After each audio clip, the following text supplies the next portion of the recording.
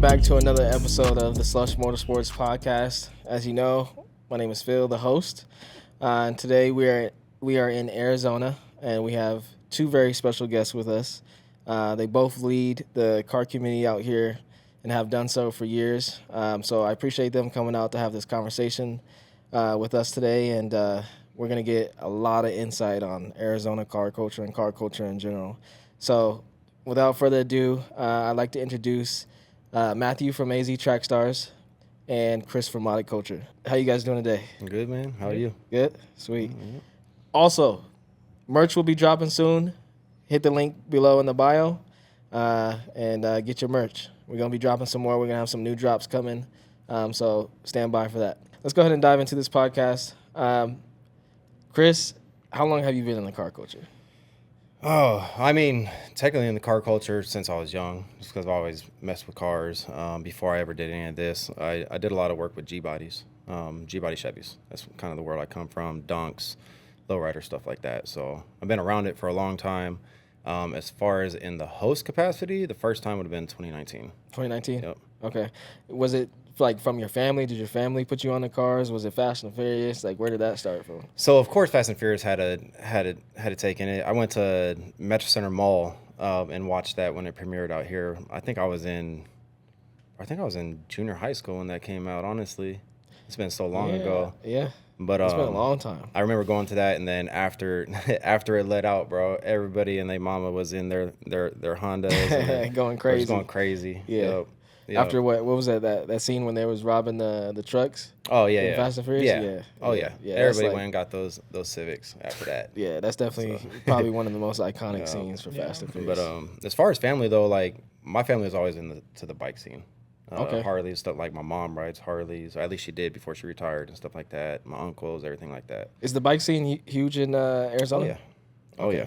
Huge. Huge. Okay. Yeah. We got big rallies. I mean, honestly, in the whole West Coast, bike scene is humongous. Plus, we have a motorcycle mechanics institute out here, so it's actual motorcycle school. Oh. Okay. And that's also why I was so much around them, is because my mom used to work at motorcycle mechanics when I was little.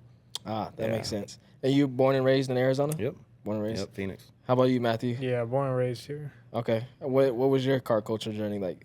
Something like 5-6 years ago, I really got into it. Uh-huh. Actually, the first ever car meet I went to was his car meet. Okay. That's probably like the first experience I had in the scene. And then ever since then, it was probably like a year later, I started my like adventure into hosting.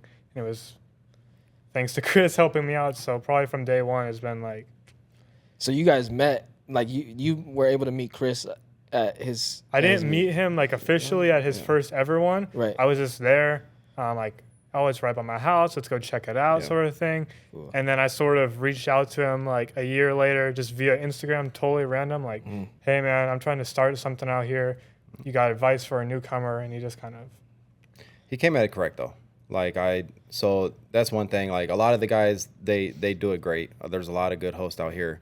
But one of the things that he did was when I gave him insight about certain things to do, like permitting, getting the officers and stuff like that, so that he could develop those relationships with the city, he listened and he actually went for it. So that was kind of one of those defining factors where I was like, yeah, anytime he has a question, hit me up, because he's going to actually use the knowledge that I'm giving him. Giving him, yeah. And a lot of people don't know what it takes to just run a meet. They think you just pop up in a parking lot. You get shut down. Technically, you can do that, but that's not the proper way to go about it, right? Yeah. I mean, so out here, it's like once you congregate a certain amount of people, no matter what it is, you have to get a permit. And then if you enclose those people, fire marshal permits, all that extraness that goes along with that. But that's one of the biggest things. Like if you got the permit, they can't shut you down.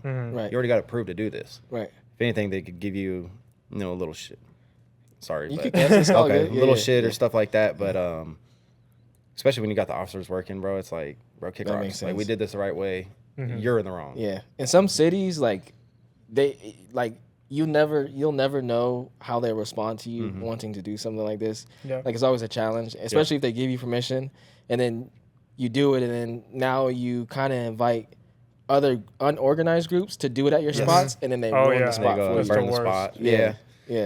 Yeah, I think that I I would look to you to kind of confirm this, but I think that a lot of the Arizona hosts kind of respect each other's spaces. I know that sometimes people go over into other people's spots and stuff like that, but for the most part, we've been able to nurture an environment out here that there's a lot of respect exchange between the hosts. Yeah. So it's like he wanted to go to Castles and Coasters, which is one of the spots that I had. It was the first spot we ever did an actual trophy show at. So I just gave him the information and he did it. You know what I'm saying? So it's like, have that conversation first. Yeah, it's good to, a lot of people like to try and compete, but it's actually good to communicate. It's better to do that. That way, you know, you can take care of things in a proper way. It grows the whole scene better when you guys work together. Yeah, and you know who to hold accountable to. Yeah. You know, for stuff that goes on. Helps you all build together, sort of thing. Yeah. Well, it could kind of set a mark in the community, like, hey, this is what's expected at all of these. They all operate the same. They all know the rules. They all handle it a certain way. So we could expect the crowd to understand what the meets are all about. And some people will look at it like it's a control thing, but it's not. It's really not a control thing. It's, even though it's like you have takeovers, you have issues that happen at meets, it's problems that you can't fully eliminate, but it's how can you mitigate it? And when you don't have like groups that control these events and uphold the standard, then it's like now you have all these mini groups just ruining spots or just doing illegal activity. I mean, we always struggle with the, you know, especially when people are exiting a meet. Like everybody wants to slide and stuff like that. But like early on, we had some people that wanted to get wild at the events, and I had to. The way we mitigated it is we talked to them and we were like, look, bro, I'm gonna find us somewhere to go for us to have fun like that. You just can't do it here. If you don't allow me to do these and grow this, it'll fizzle away and we won't be able to get those legal places for you to do it. And so a lot of those guys were like, all right, bro, we'll give you the chance to do that. And thank God, you know what I'm saying, Firebird at the time, Wild Horse, had actually came out and recruited us. That's awesome. They came to one of our meets that thing got shut down in like 20 minutes because it got too big. It was so packed. It was so packed, bro. It was that's like a mall also out stressful. here. Even though it's cool, that's stressful. It's stressful, bro. When you start seeing the whole city flowing in at once, like, you're like, snap. oh, bro, we didn't tell the mall we was going to do all this. You know what I'm saying? And then I got a call from the mall. They're like, hey, bro, shut it down. And I'm like, once you get that phone call, it's like, we'll be out. But it's like, that was like destiny, bro. The track was there when that happened. And they recruited us in the way they're like, hey, this is massive. You won't get shut down if you do it over here. Let's bring you to the track and see what we could do. Right. And shout outs Go Fast Entertainment, Chuck. He was nice enough to allow us to host our first trophy show at the track at one of his drag racing events, so awesome. that the track could kind of get a feel for us to see how we worked. After that, it was game on. That makes sense. Yeah, we ain't left since. So what are Arizona's rules when it comes to car meets? Like, what are the standards? What do they put on every single flyer? Like no revving, no burnout. Like it's like it kind of depends on the host too. Just be respectful. Be respectful is like the base one. Yeah, be respectful. Realize that there's kids, there's moms and dads with their children there in strollers. Yeah. Be respectful, make it safe. You know what I'm saying? In Colorado, I try and emphasize that this is a family-friendly environment. Plus, we got the track for you. Yeah. It's like, you don't got to do this here, bro. Yep. We got one in 2 weeks. Track for you. You know what I'm saying? We got the track. Yeah. Just save your tires, bro. Yeah. You need them for the donut pit. A lot of people don't even recognize like the reason why the police even show up to meets and get called is because of residences. Like they hear. Oh my God. They don't. You don't even have to be revving. They'll just hear loud cars and they'll say, "Oh, they're racing up and down the street." Yep. So that's why it's like important for people to understand not to rev, because then you're just cutting your time short for being at the spot. Yep. It doesn't benefit you. You know? Only rev when we say you can rev. There's like from like hosting these big events, from like now when people reach out, like some of the newer clubs, they'll reach out like, hey, you want to collab or whatever. And I think years ago when I first started, I'd be like, oh yeah, let me get on that. Now I look at it and they're showing me the location and I'm looking, I'm like, dude, I can't. There's a business right there, or like there's houses right across the street. And they're like, oh, it's not a problem. They don't understand. It's gonna be a problem. They don't see it the same way. Like as you've been doing it for years, you're like, oh, that's a problem. I'm telling you right now, it's not gonna work. Yeah, exactly. Yeah. But then they might get offended because it's like, oh, you don't want to work with them. It's like, no, it's not that. Well, this is the thing though. Like, so So both ModdedKulture and AZ TrackStars, we share the community's meets all the time. Right. So like you could tag us in your meet flyer, and if you have been holding meets and doing good and keeping that good rapport with the community, we share it so that people know. I don't host every day, bro. Like, and I know y'all want something to do every single day. They can do something every day. So it's like, bro, here it is. It's on the story. Yeah. We share it. If you didn't see it on mine, you can see it on his, and a lot of the other hosts out here do the same. When we post our stuff, they all share it, and vice versa. Yep. And it gives credibility because it means like, yo, I fuck with this person. They're reputable. Yeah. Yeah, Like, you can trust their meat. Yeah, don't get mad if I don't share your stuff right away. I kind of have to vet you. Like this is at heart, this really is a corporation. You at do this have point, to you know get what I'm saying? vetted. Yeah, You you can't gotta just get like- vetted. Yeah, Like, it's like with anything. Yeah. It's not just car culture. Like, you want to step on a basketball court, you got to get vetted. They're not gonna throw you in an NBA game. They're gonna make sure you can hoop. You know, even at the pickup games, bro. Like you gonna get picked last. You ain't been vetted. You They know, ain't seen yeah, you you ball, gotta bro. vet, we gotta see. You ain't in that top 5. And if they don't know, and it comes down to the 2 last people, it's gonna come down to the way that you dress. Yeah. They gonna know if you hoop or not. Yep. Yeah, but nah, it's I don't know. It gets very detailed, but it all makes sense. It's all for the safety. It's all for to keep the car culture healthy. Yep. Where do you guys see? Well, what do you think about car culture now, and then where do you see it going in the next 5 years? That's a hard one because there's so many different factors that could change that. I mean, whether it be new technologies that could completely change everything to government mandates, like California, for example, them trying to, stop them from selling combustion engines. Yeah, the EPA and all I that don't stuff. think that's going to happen, bro. Like, I don't see that happening. I think if it does, at least, and this is why it's important to keep racetracks open. I think at least you'll be allowed to have motor vehicles like at racetracks. Well, they'll kind of treat them like race cars treated now. Like, hey, you can't drive that on the street. But you could drive it at the track. Correct. Yeah. Yeah. So it's like you can't register it, but you're good. Yeah. You know what I'm saying? And the track is the place to be, honestly. And I think people transition into it. People can't just start at the track necessarily. I mean, some can, but it's a transition thing because most people who become car enthusiasts, especially now because of social media, they just see it online and then they want to be involved. So then they go to a car meets, and that's where it starts, is at the car meet. Well, I think that transition is a natural financial thing. That too. They're getting into it so young that they're not going to buy tickets. You know what I'm saying? Their allowance is, what, $10, $20? That makes I sense. mean, it might be more nowadays with inflation. I don't know. But for them to spend, $30 or $35 to get into an event that they can't even drive to themselves, they have to try to hitch a ride. Yeah. Of course, they're going to go to the free meets that are around the block for them. But as they get older, they get jobs, they get into careers, and they start making financial strides. And then they can They become the builders, the racers, the drifters, the donut pit guys. They become all these things. So it's like, and that's why you guys are so important to the car community, because again, they're gonna start at the meet. Yep. And right now, there's really not many platforms that teach people how to be car enthusiasts. The reason why we have problems with like takeovers and all these issues with newcomers is because they aren't taught how to be car enthusiasts. Yeah. We grew up in the culture of where like everything was passed around word of mouth. You had someone that was actually leading you. You had to know somebody. But now to know social where media stuff's is at. social media is leading them versus like having someone So easy individually now. that can be like, yo, So I'm gonna guide you.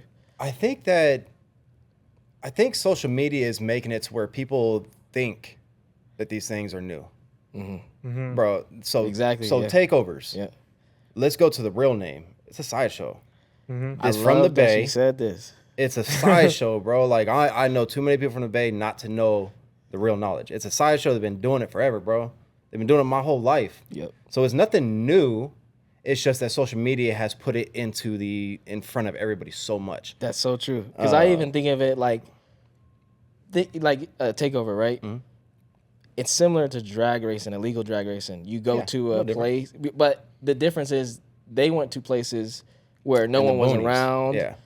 Still which illegal. a lot of the I won't even call them takeover. A lot of the sliders they go into the boonies. You know what I'm saying? They go out in the middle of nowhere where nobody's gonna get in trouble. They still do all that with the donut pits. They do it with the street race and all that.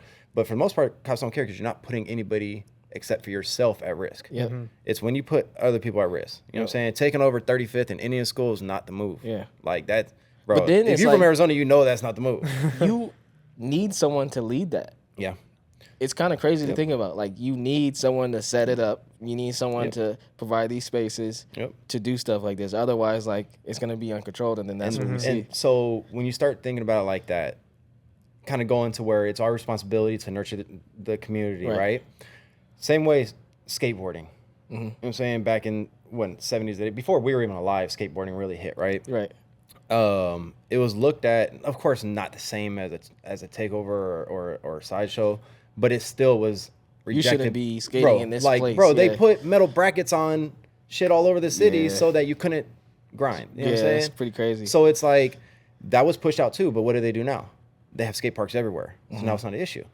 If we had tracks, instead of them getting shut down every 5 minutes, if we had more being built or even smaller versions, like, it doesn't have to be a Pikes Peak. It doesn't have to be a Irwindale. Sorry to see you go, man. But it doesn't have to be Wild Horse. It just, an acre lot could do enough. It could. You know what I'm saying? Yeah, I wish I can, like, I don't know, maybe one day in the future, but I can it's own, my dream. like, a lot with a gas station and a pad.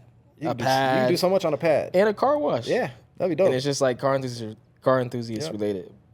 But then, like, of course, there's other risks to that. There's other side effects to that. There's like liabilities people showing to up it. when you don't want them to show up and you're not there. Yep. Like, there's that, and like, so like that is the, I'm not gonna say it's the end goal for modded culture. That's when we start, bro. Like, you guys see us doing all this and this. When we get our own venue, that's when this shit starts. Yeah.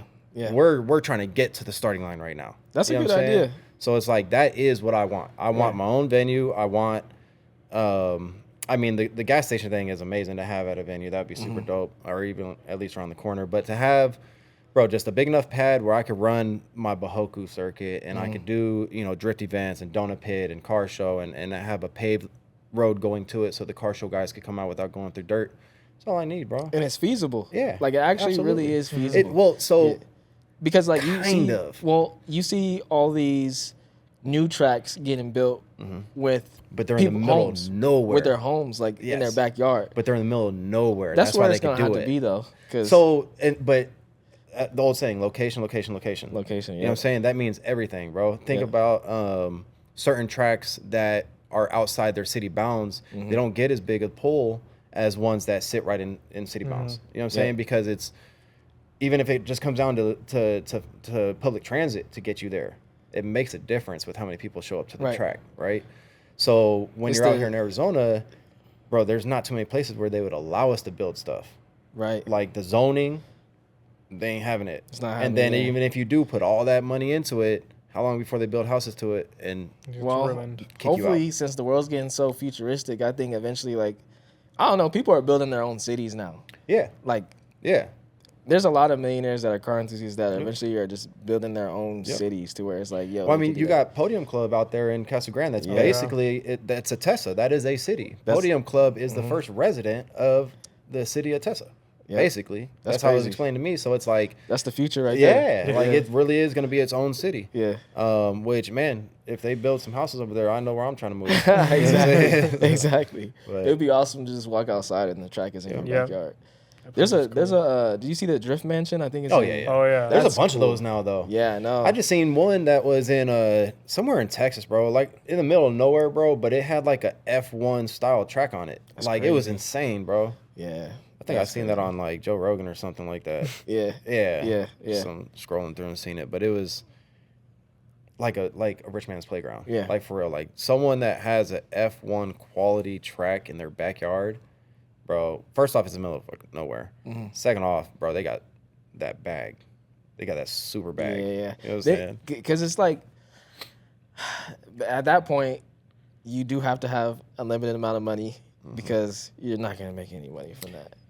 Unless you figure something out. Like, it'll be tough. Yeah. That's all I'm So saying. I'm not saying it's impossible. Yeah. But you have to have more things going there than just motorsports, I think. Exactly. Which, like, I have all kinds of ideas on how to pump life into a venue once I get my hands on it and keep it going. Concerts, you can do concerts. All kinds of stuff. Yeah, festival. stuff. It's a festival ground. Yeah. Just like here, they have big concerts here at Firebird. They have all kinds of stuff that goes on. Well, it's good to hear that you're thinking that way because, like, it gives people a perspective that you are always thinking about the community. And that's what we always do, is think about what would be best, not for ourselves, but for the community. You know, because we do have the same interests. So we're looking out for you guys. Like, we are the voice. You know, if anything ever went to city council or like getting a permit and stuff, this is the voice right here. Yeah. Right? Like, this is where it starts. Yep. So hopefully one day, you know, I think that will come into fruition. Like, I want to see it. I'm gonna make it happen. I'll definitely be there. Yeah. I don't care if it's when I'm old and gray. It's gonna happen. Yeah. It's gonna happen. I feel that. How's AZ TrackStars grown over the years for you?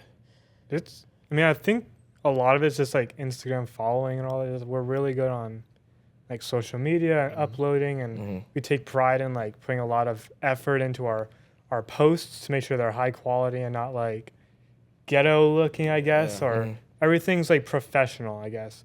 And I think it's paid off. We've done really good in followers. I mean, it grows every year. We're doing something right, obviously. But and you guys are giving back. You guys just had a toy drive. Yeah, we did. I thought that was that's awesome. What 4 years in a row we've done done that? This is our 4th year. Yeah. It looked pretty massive. How'd that go? That one was awesome. It was great. Yeah. It was great. That's probably my favorite event of the year. Do you know how many toys you guys got? Bro, my whole U-Haul was full. That's crazy. Yeah, and I have to store them until this Friday too. Like, I can't even take them, bro. Wow. So like my whole garage. So right now, literally, my garage is zoned off to where my son. I got a 4-year-old. He's not allowed in the garage right now.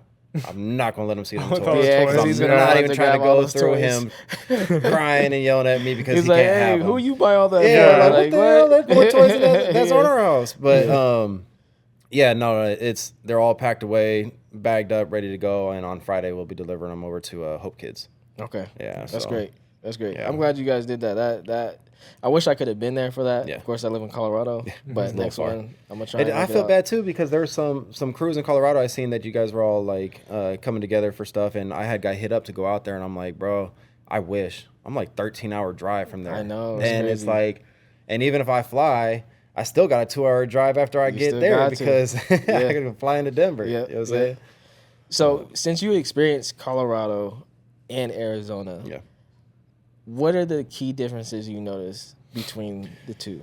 The motorsports that are in the engagement on motorsports. So I was talking to you a little bit before we started the podcast, and the off the street drags is off the chain out there, bro. Like we had more off the street drag cars than anything else that was going on there. Now we still had a great turnout on the drifters. The donut pit was cool. It wasn't as much of a turnout because there was a truck show over in Albuquerque on the same day as us.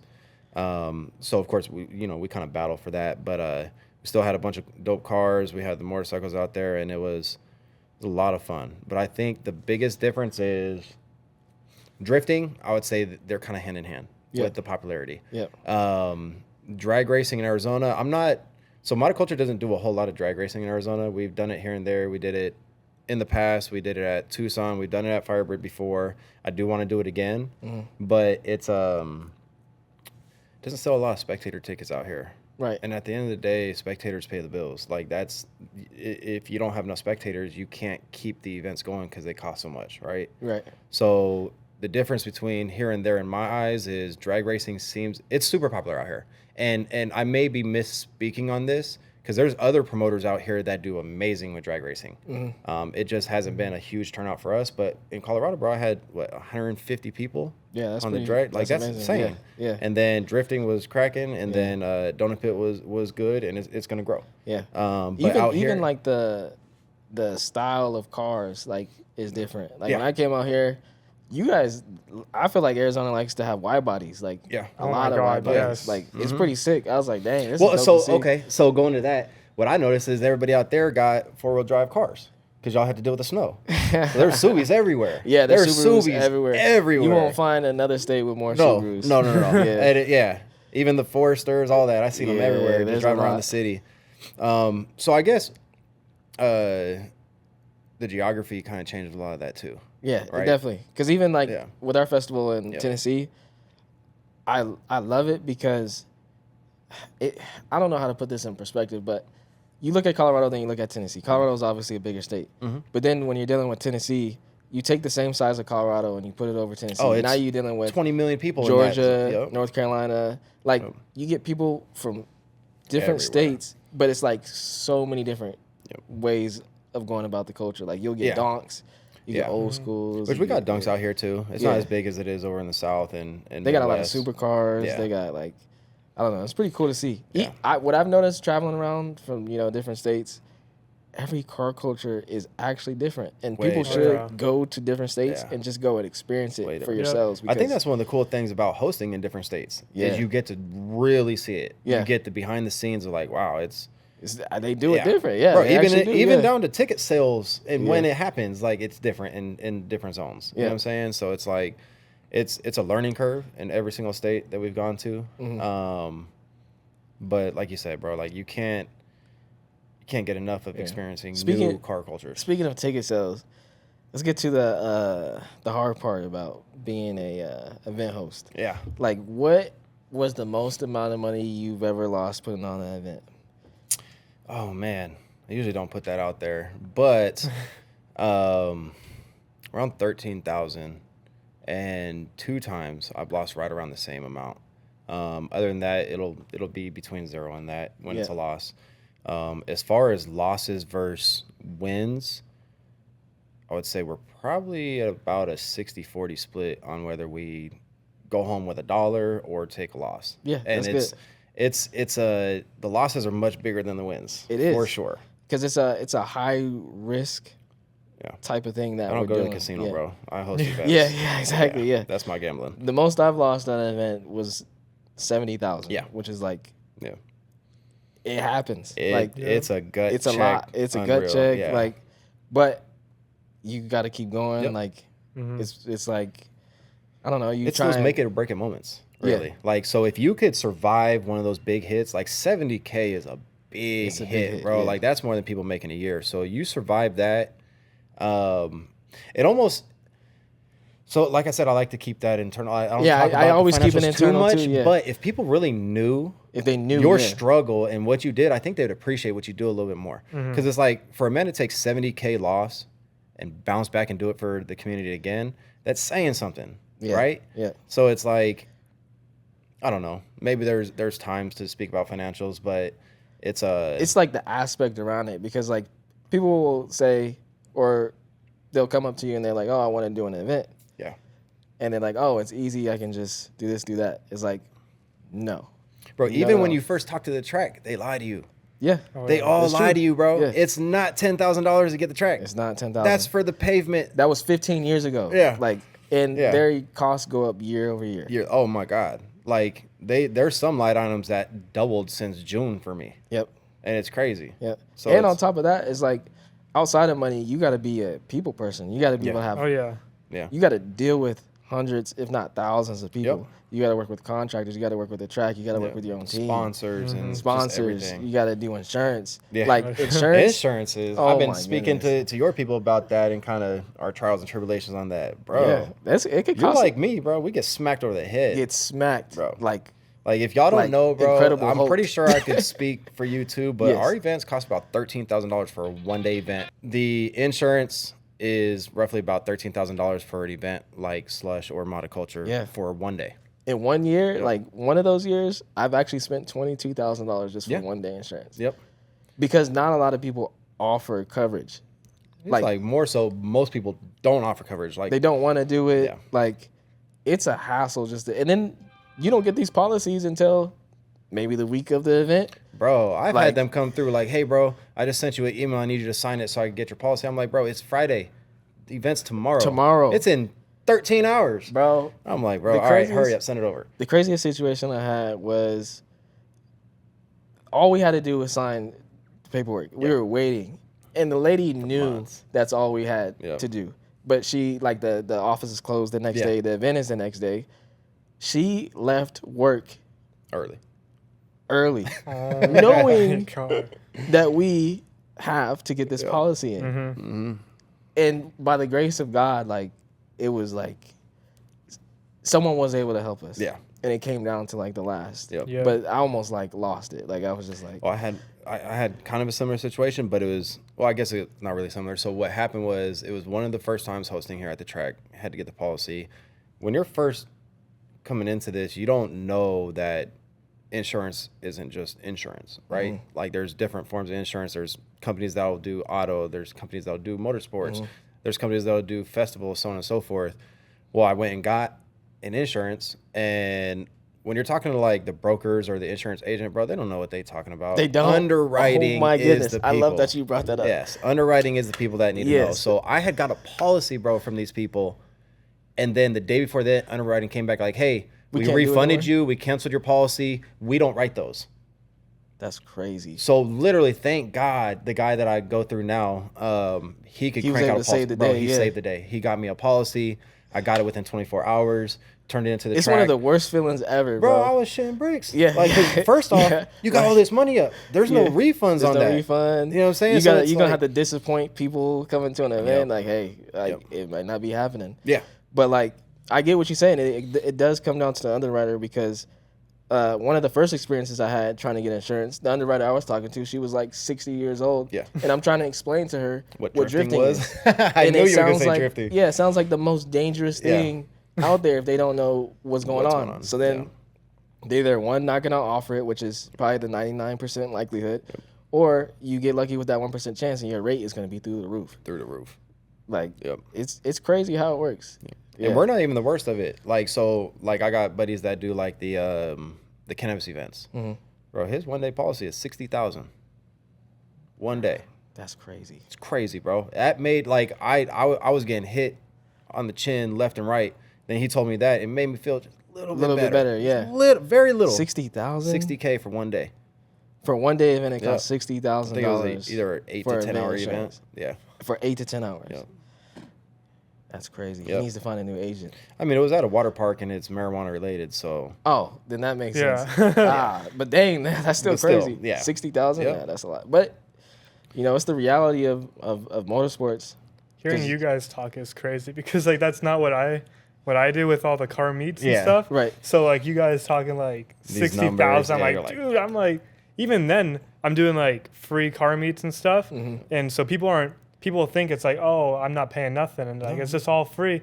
The events I'm putting, it's like permits, at least 1,000. Yeah. Like the free ones I do in Avondale, they're massive, and everyone's like, oh, it's such a free meet, come on up. No, there's like 2 months of planning. There's like a few thousand in permits, cops, super cheap. Water Johns. I still do insurance. Like my insurance just to do one meet is $250, $250 to $300 just for one meet. For the static meets, the static car shows, that's about the same. Yeah, it's around for us. Yeah, and honestly, like that's part of the reason why I try and sell merch at events at meets because you're helping support like what we got going on. You know, like we want to continue to host meets, but it costs money to have security. It costs money to have insurance. Like that was one of the reasons why we had to monetize as well. Like when we were just because we did come from just hosting meets, right? Before we kind of took our roots into the tracks and kind of did the change of the guard with Matthew kind of taking over the meets in the city. It's like my lady she even made the ModdedKulture Babes brand. And I mean, honestly, that does better than the ModdedKulture brand, I think. How's that business? Like, how does that work? As far as like the ModdedKulture Babes? Yeah. I mean, it is all under ModdedKulture still, of course. ModdedKulture is a trademarked and registered brand, so you can't just like, someone else can't just go and make a ModdedKulture something. You know what I'm saying? Like, it's protected. And people have tried, and they've got the letter, not from me, from the USPTO or whatever they're called. Can't do it. They'll stop you. Like, I don't have to say shit. They'll figure it out and they'll do it on their own. But it's so it all goes under ModdedKulture. My lady makes most of the babes merch. Most of the kids merch, she makes all that. She does a lot of the designs. She pretty much does most of all of that. The only thing I do on the merch side is more so the ModdedKulture specific stuff. So like the sanctuary shirt or the event specific shirt, usually I'll design those and I'll facilitate getting it screen printed and all that. Yeah. But yeah, we buy all of our own blanks. We have all the accounts with all the different companies. We have our screen printers, our direct to film people, all that, and we just make it happen. Yeah, it's a good way that you set that up. I thought that was pretty. You and your wife. Like, she's a goat, man. She definitely gets it in. honestly, without her, like, this would not be where we're at. Yeah. Like, Well, she keeps me in check with some stuff. I'm gonna give her a little bit more reins on the budgets next year. I think she's a little bit better at me. I'll spend it. Yeah. I'll spend it if it's makes the event more exciting. It's out the window. Yeah. You know. So. Yeah, the most important aspect of it all is like the team that you build around you. Mm-hmm. It's good to have a solid team, because at the end of the day, like even with car culture, you meet somebody, you're still dealing with real everyday people. Yep. But that's what I love about car culture is you can meet people from all different walks of life. You know what I mean? Like everyone, you can find someone who drives a Subaru and they do this for work, and then you can find another person that drives a Subaru and then they do this for work. Yeah. Or you can find someone in a Ferrari, they're a doctor, and then the other one's a lawyer. Like it's a big network, but you're also dealing with real people. Yep. So you deal with real life world problems, Yep. real life world relationships, like those issues. So if you don't have the solid team around you, then it's gonna It means it could break you. everything. Yeah, it means everything. It means everything. Yeah. Like people gotta have your back. Like you gotta have a solid team. Yep. Like, and I'm grateful for the team that I have. Yeah. You know, and it sounds like you are too. Oh my and God, you yeah. as well. Like it takes people to build stuff Yeah. like this. It really does. Yeah, and we've been fortunate to have certain people gravitate towards us that have a lot of experience themselves and seeing what we were trying to do and help us make that mission come true. Even with my lady Rhonda having the models involved, our models don't just model; they help check people in at the ticketing line. So like if you're a show car, there's a pretty girl checking you in at our events, and they help actually facilitate the event. I couldn't do it without all them. Like that's crazy. You know what I'm saying? Yeah.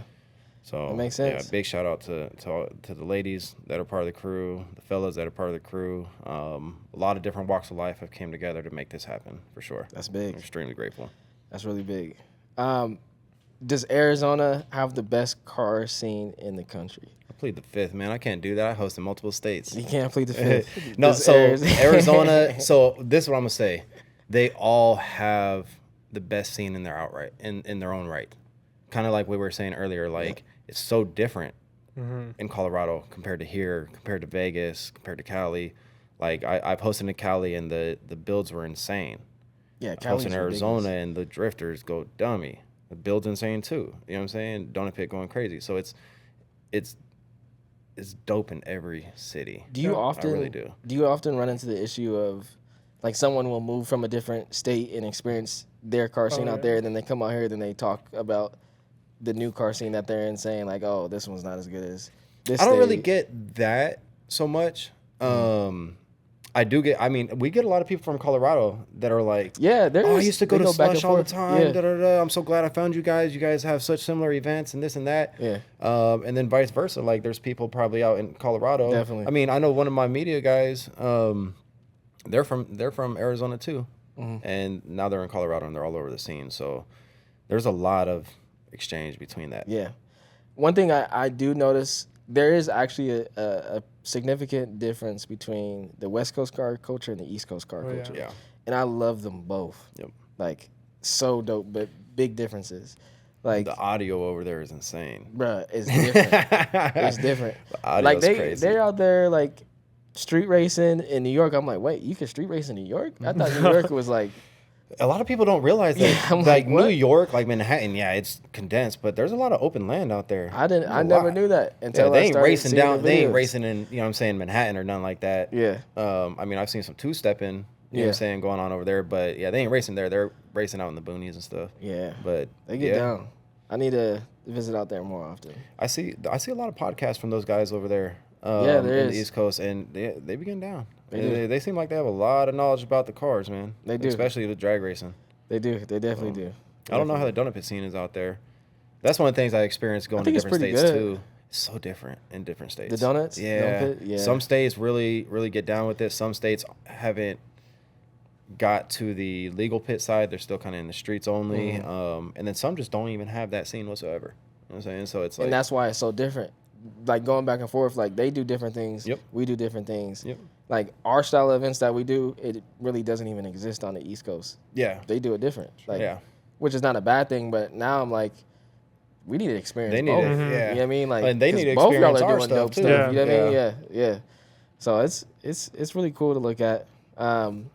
what are your what cars do you guys have now? Like, Oh man, I don't really got much of anything now. I just ride around in my Explorer that facilitates me hauling all my stuff. I do have my, so I'm trying to do a full frame off build on an 83 El Camino. Like I said, I like G bodies and stuff like that. I actually need to go pick it all up. Just pick a bad painter. Badass. Well, I picked a bad painter, bro. Oh, the paint is coming out bad. No, he ain't put no paint on the damn car yet. So I'm just about to just go pick it up, take that L, move on. And I mean, I know how to wrap vehicles and everything now and stuff like that. So maybe I'll just do that. But before, I was going to do a show car. That's why it was a full frame off. I mean, bro, I snatched that car apart, every single bolt, took it over, carried the frame. Anybody that knows Arizona, me and the homie carried our frame across 35th Avenue and Broadway from the junkyard that I was tearing it apart at over to the sandblasting powder coating place. We hit the walk sign, waited for it, literally carried the frame, the G-body frame across the street, bro, dropped it off, got it done. Then we took the body over there, got the body sandblasted and everything. I took it over to the painter, and it's just sat there, did nothing. Ain't it crazy how stressful this stuff can be? That shit was so stressful. I felt like it took so much of my life. Yeah. And I couldn't, you can't work while you're doing that. You're not making money while you're doing that. You're not spending time with your kids or your family while you're doing that. And you want it to turn out perfect. Like, car enthusiasts are perfectionists when it comes to cars. So it's like, now I'm like, you know what? I don't know if I have the energy or time to do a show car. You just buy a new generation car. It's all ready to go. I'm just turning it into a monster, bro. The El Camino, I think I'm just going to pick it up, slap some crazy engine in it, put the right chassis under it. It probably won't even be a G-body chassis. You know what I'm saying? You might have to put it on something else and just make a monster and just go in the pit and have fun. It'll be something. Because one piece of advice that I got recently that was one of my favorite pieces of advice was I have a friend who owns a S13.5. Super clean. Like, every single thing on that car is touched. Yeah. But the kicker is he had the car since, 2004, 2002. How long did it take him to build? Exactly. He said the reason why my car always wins at shows and it's always seen as high quality is because he never gets rid of the car. Yeah. He keeps the car. Most people, they buy a car, they put wheels on it, they slam it, they make it powerful. And they sell it. And then they sell it. Yep. But you really have to keep your car for a long time to build something super unique. Yeah. And that's something that I struggle with because I'm I always want this car, and I'm like, dang. Yeah, those best of show cars, that's some real effort these people put into their cars. Real effort. Years of time. Yeah. And then sometimes they don't even run. Yeah. That or, bro, I've seen some people where they're on the way to our show, bro, and they get smacked in traffic. Oh, yeah. And I'm like, oh, my God, bro, you've been literally going hard for 2 years trying to get that together. This was your first show, and it got smacked. I can't even imagine what that would even feel like. Yes. I think I recall 2 situations like that happening for events I had here at Firebird, where I got a call from the owner of the car. It makes it feel like it's your fault. Yeah, you know what I'm saying? Because they going to go, it's I feel bad. Yeah. And just, we'll use that ticket. I know it doesn't mean much, you know what I'm saying? But don't worry about the ticket. We'll push it to the next event if you want to come. If hopefully your car didn't get hit that bad, you know what I'm saying? But yeah, it's a rough one to deal with that. It's a gut check. Yeah. It's a big gut check. It's a big gut check. I feel sorry for those guys or just anything, bro. Something falling off the back of a truck, messing up your splitter and all that carbon you got and this and that. And it's like, bro, and it seems like carbon takes forever to come in. Yeah. So, it does, bro, it does. You mess up a piece of carbon, you're sitting there like, fuck, bro, I just missed 4 shows. It's even stressful when you have your car done. The average day person would never know. But to be a car enthusiast and your car's done, you still notice stuff that no one else notices. And they're just looking at it at a car meet and you're like, dang, I hope they don't look at that or they don't notice that. And then you're just looking at what you don't like about the car. Yeah, that little swirl in the paint that you accidentally put there. It's almost like we're crazy. Yeah. A little bit. For real. I would say the average person would not understand that. That'd be I guess a professional. Well, I think promoters and car builders are very similar in that aspect. Yeah. Bro, we're crazy to do what we do, to be real. And some of these car builds, they're crazy to do what they do. Yeah. You know what I'm saying? So you're right. Maybe that's why we all get along so well with that. Because I don't like heights, so I would never do skydiving. But then when I tell people I do car stuff and they're like, drive I'll never get 140, into a car. 150, not even the crazy number. They're like, what? You no know how way. dangerous I that would is? never. Like, that's crazy. But they And I'm go like, in hot you air balloons skydive? and jumping out of planes. Yeah, Like, yeah, no. like you're tripping. Or they hop Good on on a that. boat, and I'm Yeah. like, I'm a land creature. Like, I've done the really be out cruise at sea. thing. It's in cool weather. It's cool. You know what I'm saying? But like I seen like that post that happened a couple weeks ago where that boat was rocking. Oh, yeah, no, bro, it's I'm not crazy. doing it. One of the I'll worst stick on things I land. seen was like there was this cruise and it was sinking slowly, but everyone was getting life flighted from a freaking helicopter, okay. dangling from a string. Yeah. And I'm like, that's the worst. It's not the one case that started spinning, was it? I seen that one too. Wait, that was actually the hiker jacked up. out here, wasn't it? Yeah. Oh my god, Yeah, that was bro. jacked up. Yeah, that was messed up. Yeah, They probably got paid after that. yeah, that would probably. Yeah, That, bro, that's that was like riding, brain bro. damage. That, That was yeah, like, you bro, can't like, spin no faster. No, that you know how like what's that stuff where they separate the plasma from your blood? Oh my God. Bro, that's yeah. basically what that person Yeah, was that's on, basically what he was spinning. doing, yeah. Bro, ain't no Yeah. way that their fluids Yeah. wasn't shifting. Like, Yeah,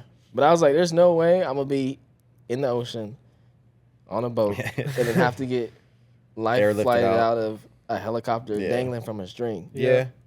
What if you could see the beach from where you're at? Would that be okay? No, You feel like you could swim to the beach? I can't. If all else failed. I can't do No? it. I can't do it. Dang. Even roller coasters. I don't like roller coasters, but Yeah. cars feel like roller coasters on the ground. To me, that's That's how crazy. I would explain it to yes. somebody. So drifting. I haven't got that roller coaster feeling in anything other than drifting, and it's only been on one track. You talking about like when you lose the feeling of your legs? No, that butterflies in your stomach. Yeah, in your stomach. Yeah. But you never like lost the feeling in your legs going too. What's the fastest car you ever been in? Oh, I don't even know. Drifting or I mean, Like fastest, straight line, or like roll racing car. Like you know, I don't know. I haven't got into a lot of drag. Oh, you know what? I do know. The owner of Podium Club. It wasn't drag racing. It was road course. Road But he course. took me out in his Porsche, and bro, he's going into the turn at like So you- 160 when Oh he my finally God. hits the brake, bro. Like that's crazy. and so like I can't be no punk. So he literally told us, he was like, "Hey, bro, I'm gonna go about 70%. If you like it, you want more, put your thumb up." Bro, 70%. I was like, "Holy fuck!" He said, "I'm good, dog." I threw it up because I can't be no punk, bro. Yeah, I was like, fuck yeah. it, push it more. But bro, like I'm in there like oh my Yeah. god, bro. It's Some of scarier the- to be bro, a passenger than the one that driving. so. Yeah. But when it's on road course, bro, that's even more extreme Yeah. because they're going fast, bro. Yeah. Now in regards to drifting, I think the fastest entry I've ever been in was probably with Dustin, Lil Webby. Yeah. He went about 120 into my Bahoku. That's crazy, man. Yeah, that first turn, and that's like That's if a you know fast Bahoku, that's entry yeah, fast. fast. Yeah. So, Yeah, but man. you never been in anything like a 1,500 horsepower car. Not in a straight line. So no. you got to experience that. Yeah. You got to get that experience. Yeah, I have you? not. I've been in like a 1,200. Like You that. lose the feeling in your legs or stuff something? like that. It's Yeah. different, dog. It's like I mean, I've been in a couple now GTRs. That's I gotta crazy, check that off but the board for you. I gotta figure Yeah. out a way to get you to experience. I don't that. think I've gone over 200 on a drag strip. I haven't gone over 200 No. drag strip, but I don't know. It's just I don't know if I want to go 200. So this is the thing. Like, if I'm driving, I'm down. Yeah. But passenger-wise, bro, like, I don't even like being passenger on the freeway at 60 miles an hour. You know what I'm saying? So to I be see a what you're passenger saying. in someone that has a car that could literally mangle the both of us, you know, like I'm but those very. roll cages do wonders. These Oh, they do. days. Oh my God, they do, bro. they're- Like yeah. I've had some crashes at our events where I'm like, Thank God he had. a oh roll my cage. God, Yeah, oh my God, yeah. Thank Yeah. God, because it gets crucial. Yeah. I just learned that at Texas 2K.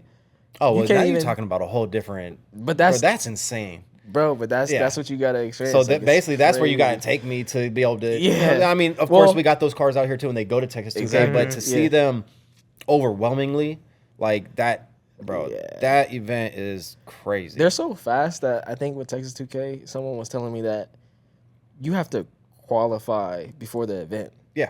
Like Oh, yeah, you they can't ain't gonna even, just let you you in can't there. even sign up no more. Like Ain't you no have off the to. street, nothing. Yeah, but then it's Yeah. like, what if you're building like a 4,000 horsepower car and the You build's better not go done run until it the day before. of the event? No, yeah. You better go run that It's like, before. Yeah, damn. get an invite. You better go on the day Yeah. before. Find That's your wild. testing tune. Yeah. You know Yeah, what it's a I'm saying? crazy event. So yeah. then out of like motorsports, what are your guys' favorite part of it? Like, is it drag racing your favorite? Is it drifting? Is it time think- attack? Drifting has grown to be one of my favorites. Okay. What about you? You like the burnout pit too. Yeah, of course. Yeah, well, so that's Same almost thing. a form of drifting. It's Kinda, not. Don't come at me. I'm not saying don't pitch drifting, but it's a natural progression to go from donut pit up into drifting. Okay. Yeah. It's steps, right? Yeah. So it's like a lot of our donut pit guys are transitioning into. Makes sense. drift. Yeah. You start with the donut, you do the figure 8, and then now you do some cones, and then boom, you're on the track. Yeah. Yep. Yeah. But my bad. What about you? I'm a drag racing guy. Drag racing. Love drag racing. Yeah. Drag racing is dope. See, you just got to get in some more higher horsepower cars. So I've been in them, but and I want to do more drag racing. But we have promoters out here that dominate in drag racing, and I don't like stepping on their toes. Like I kind of like we're in a certain niche with what we do, and to play nice, play fair, and just be good with everybody. Like I try not to do. That's another too type much. of understanding by being an event holder. But most people really won't understand. Yeah. It's more complex than what you're saying, but I understand exactly what you're talking I about. got like 30 different promoters that I look at to see when they're doing stuff, and I don't even look at it. He knows because I've sent him schedules, and he's like, "Who is this guy?" And I'm like, well, "Track event." Yeah. But it's like, is he vetted? Yeah, you feel me? Yeah. Well, so if you're on my calendar, you're highly vetted. I'm saying if you're saying like who, you're just trying to figure it out. Yeah. So more so for the scheduling. Yeah. Right. So like for example, like I was going to go to Vegas February 8th. And then I called you to see what your dates were February 8th. I called it.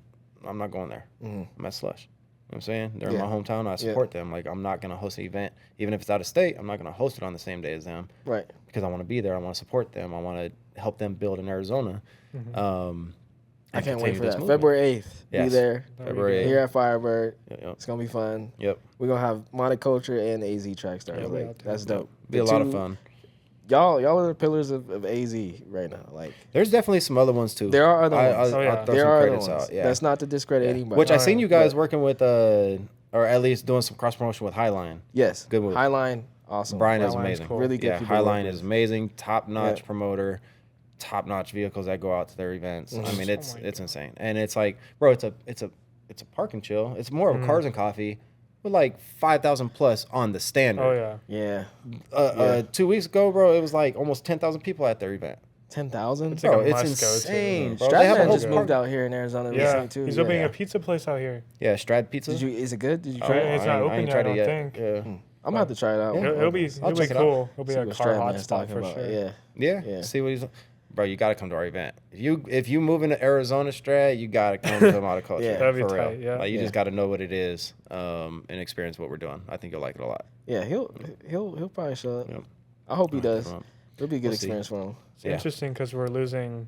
Have you heard about our pavilion issue that we got going on right now? Nuh-uh, what's that? Our Scottsdale Pavilion car show. So it's actually, I believe, you could correct me if I'm wrong, but I believe it's actually in the Guinness Book of World Records as the longest standing weekly car show, free car meet in America. Wow. It's been going on forever, bro. Like way before we even existed. Oh yeah. You know what I'm saying? Like it goes back to when they weren't old schools because that was new cars back then. You know what I'm saying? That's how old it is. Right. But they are going through a changing of the guard. The people that were hosting it, it's been free forever. And they switched over to a monthly due to be able to go over there, and they're kind of mixing it up. Oh, so now people have to pay to be at the... Yeah, and it's people like are... a new owner, new company took it over. Well, sort of thing. not even that. So the owners of the property hired someone else to come and essentially monetize it. Right. Which isn't... It's car meet, bro. Like, Yeah. you monetize car meets with... Vendors and merch. Food. And really, that's just to cover the expense of the car meet. That's it, yeah. Yeah, you don't try to pull... Like, I could never charge somebody for a car meet. It's been brought up to me many times. Why don't you just charge people $5 for the car? Back when all I did was car Because then at meets. that point, it's a car show. Yeah. Yeah. And if I'm going to put you in a car show, I'm going to give you at least something you could possibly win or receive. That. You know what I mean? That part. Or like produce some content for you. Or Yeah, like I'm not going to charge you something that you could get for free all over the place. Right. Like I charge at the track, yeah, but I also spend $100,000 to make the event happen. You know what I'm saying? So it's like I have to charge. But in the community, bro, like it don't make sense. So it's really causing a lot of backlash from the car community, I think. Yeah. I kind of stay out of it. We're Swiss, bro. If we were to Culture is play neutral. if we were to play like devil's advocate, right? Let's say you do start charging for car meets. Does that change the vibe of the car meet? Does that bring higher quality cars? Does it reduce some of the stuff that like people, the takeover demographics? It'll So that's what depend. they say, but it's like I mean, it's kind of I don't know. Like I mean, what you it said, technically like, could. they don't have money. Like someone The younger crowd don't have money. But also, but doesn't that go back to our responsibility to nurture the youngsters is. into being You're the right. car community and knowing what to expect? You're right. So should we make them expect that you have to pay for everything always and forever? Like, no, like it's a car meet, right? And you can't stop them from getting in. Like it's a car meet. They're gonna enter in. Yeah, if it's not gated off, like you gonna stop me? Like, bro, I'm going to go eat the Mongolian place right here, whether Havs wants me there or not. You know what I'm saying? Like, I don't care. And it's going. I'm gonna pull up in the Explorer. You know what I'm saying? Like, so it's you could possibly do like sections or something. Like so if you like priority give parking. What do you think about priority parking at car meets? Like, hey, I pay this fee and. That's basically what it is. It's priority park. parking because it. So the show he's talking about, it's literally in a Home Depot parking lot, a Home Depot and McDonald's parking lot. Like it's just a shopping center.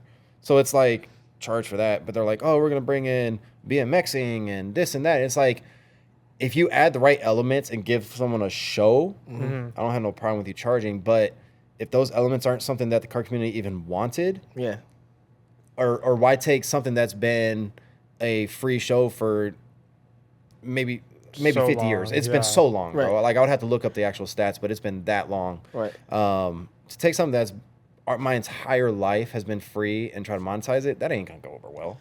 It's not going over well. Not gonna go over well. And it's not going. Do you know what's like incentivizing them to go that way or money? It's like the people that are taking it over or. Now what? Like they host. What do they hot actually air host? balloon festival. Hot air balloon people. Like they don't have. This is like people. their first time ever doing car related content. Like they're like, oh, I'm gonna take this. I'm gonna do it. They have no. I feel like they've seen it and we're like, oh, we can make some money off that.